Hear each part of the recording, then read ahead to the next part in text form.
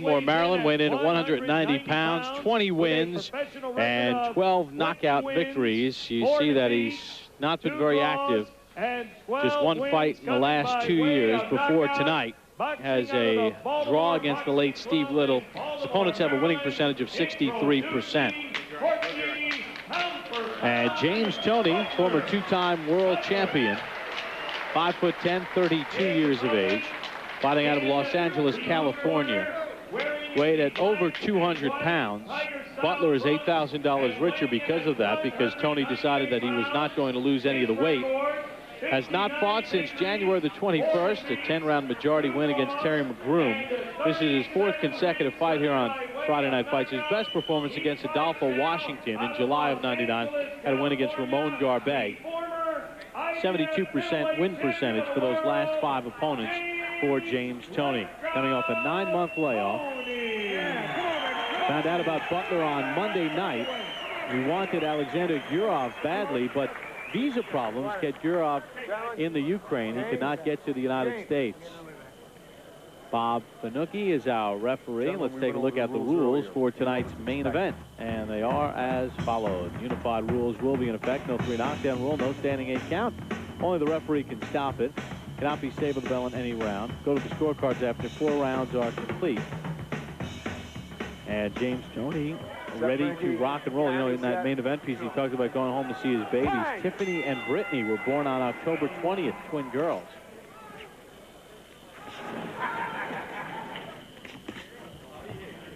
Styles make fights. Toney is as smart a fighter as there is, but he needs his feet to be set to punch. And you can see early on here, Butler seems to understand that, and he's moving. I'll tell you the other thing about Butler is you look at the knockout ratio. He took this fight on Monday. However, as he told us, he was scheduled to fight tomorrow night in Baltimore. So he was getting ready for a fight. Obviously not a caliber of opponent like the James Toney, but he was getting ready to fight. Yeah, it's very important you brought that up, Bob, because it's not what it seems to be. Taking a fight on quick notice, normally it suggests that the guy is not in shape, not ready. Not the case with Butler. He was in the gym. He was getting ready for a fight. There's the falling in we talked about. And Toney promised us he would not allow his opponent to tie him up. Again, you see Butler likes to grab on the inside. He wants to be on the outside. He doesn't want to fight with the short punching Toney on the inside, Bob. He's going to grab a line. It's up to Toney to make the right choice. You know that old saying, it takes 2 to tango? The guy can't tie you up if you don't let him. Well, Butler's corner before the start of the fight kept imploring him, make Toney work, make him work. People will say, well, what can you do? A guy's grabbing you. What are you going to do, Ted? You don't have to let him grab you. You anticipate it. Take a step back. Let him fall in, create an opening. Right now, Toney just then allowed Butler to grab him. Butler very willing to throw punches here in the first round.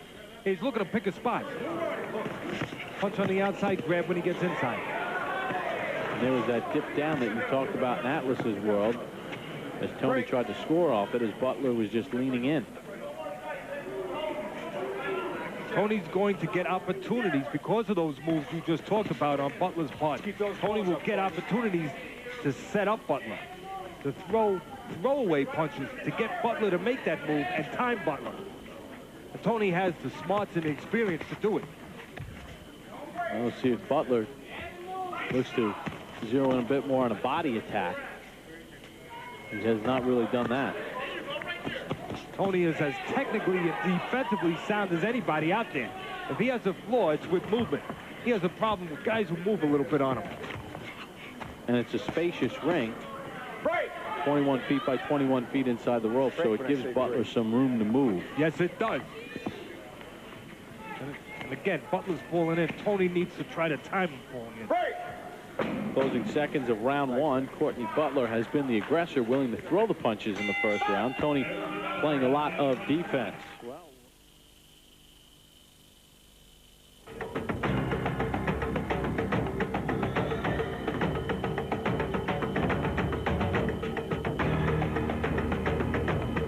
The World's Strongest Man competition on ESPN.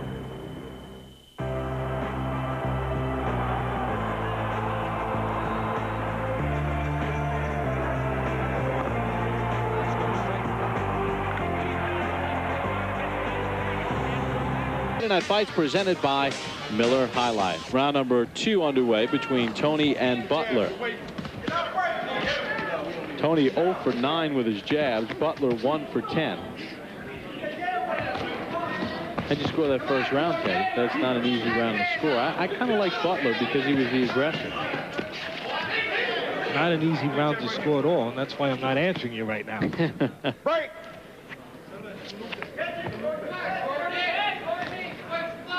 Take a look at the punch numbers from that first round. And you see Butler was a bit busier. He landed 2 more punches. I gave the round to Butler. I have a funny feeling an even round might be in order. Brewing and Atlas even. Butler stands in front of Toney. It should be Toney's night. Again, this is what you got to look for, people back home. No doubt about it. It's pretty simple. Butler will grab on the inside. It's up to Toney whether or not he steps back like he did there and puts the punches together. And the punches to put together when a man's leaning forward and grabbing you, that uppercut is usually a good idea to start to open things up. And Butler lost the mouthpiece, got it back in. You know, this business is not just about throwing punches. It's about throwing the right punches at the right time.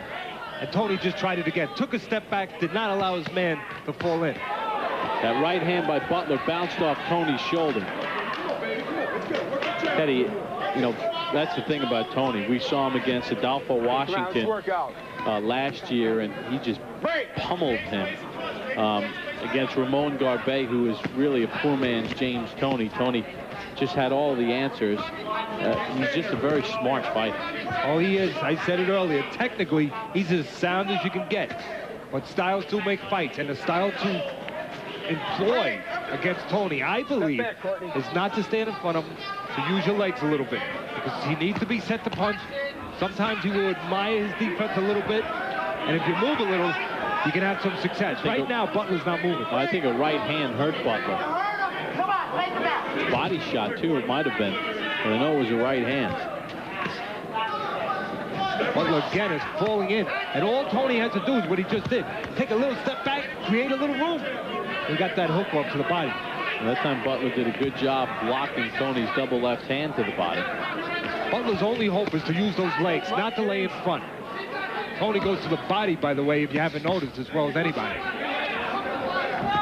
And he knows how to turn just enough on the inside to make a lot of punches miss. And he's having fun right now. I know that sounds funny. Boxing, having fun? Yeah, when you're hitting and not getting hit, when you're in control, you're the master.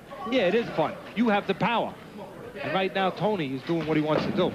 Solid round 2 for James Toney in the scheduled 10-rounder against Courtney Butler. There's the bell. That's the end of round 2.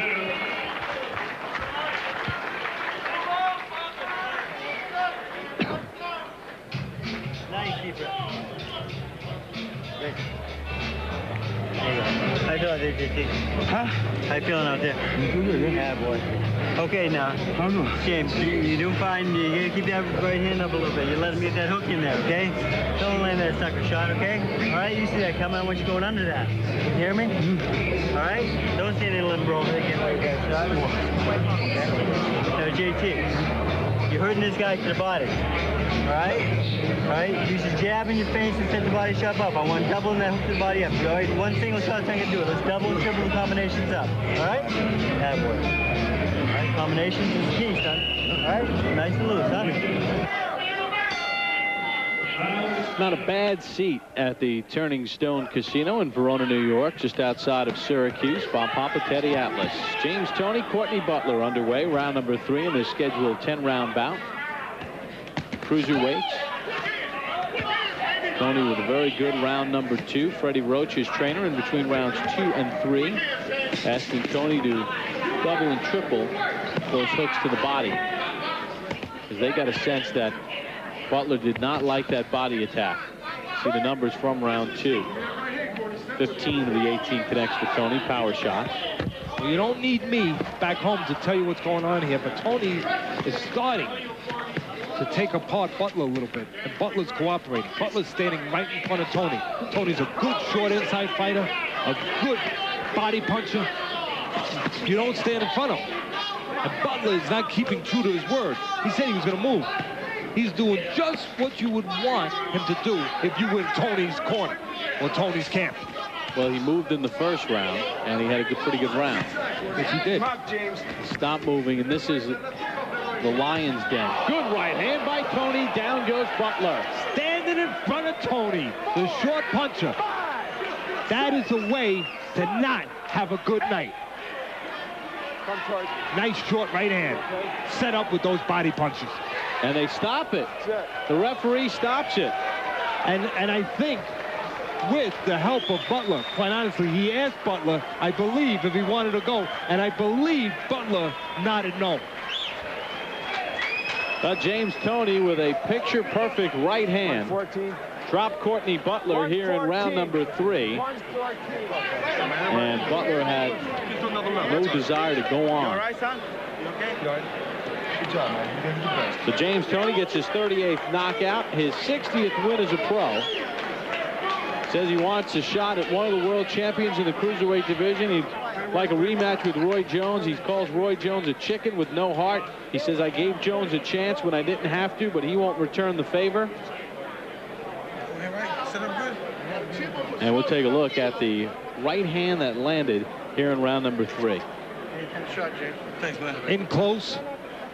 Left hook there. He can't stand in sight with the short punching Toney. Left hook to the body.